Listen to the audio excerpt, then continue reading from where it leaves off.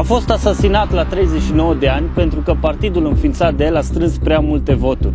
Pentru unii este un erou, pentru alții doar un fanatic religios naționalist. Aceasta este povestea căpitanului Corneliu Zelea Codreanu. Se naște în 13 septembrie 1899 la Huș, în Vaslui.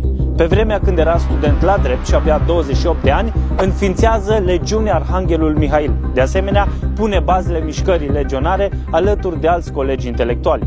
Mișcarea legionară promova un model naționalist de factură ortodoxă bazată pe renașterea națională. În anii 30, căpitanul Codreanu a căpătat o popularitate fără precedent, ajungând inclusiv deputat în Parlamentul României. Alături de el erau oameni din medii studențești, din medii bisericești, intelectuali, politicieni, dar și țărani.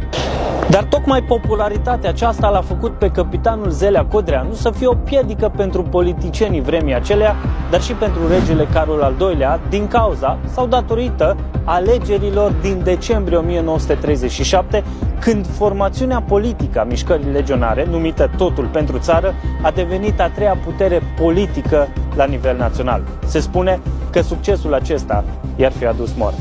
De aceea, regele Carol al II-lea, împreună cu camarila sa, pun la punct un plan în 3 etape pentru lichidarea căpitanului. Prima etapă, prinderea căpitanului într-un proces. Nimeni altul decât Nicolae Iorga îi întinde o capcană. Știa că dacă acesta va critica public inițiativa legionarilor de deschidere a magazinelor și a piețelor, căpitanul Codreanu va reacționa.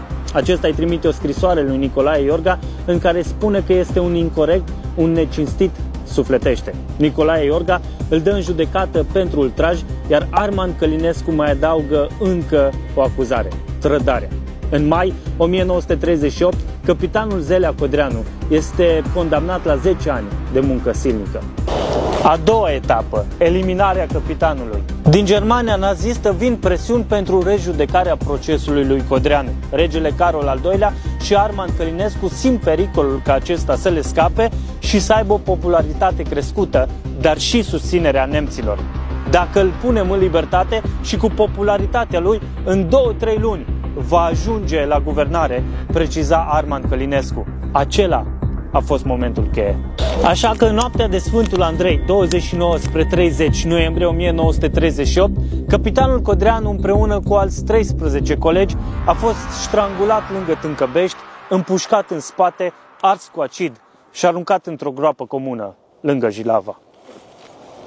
Și ultima etapă, eliminarea celorlalți legionari. Noi nu suntem în măsură să spunem nimic despre Zelea Codreanu, însă marele jurnalist și analist politic român Ion Cristoiu avea să spună următoarele: Zelea Codreanu a fost o necesitate într-o lume interbelică în care politicianismul dezgusta pe tineri. Vă sună cunoscut? Am impresia că trăim acele vremuri.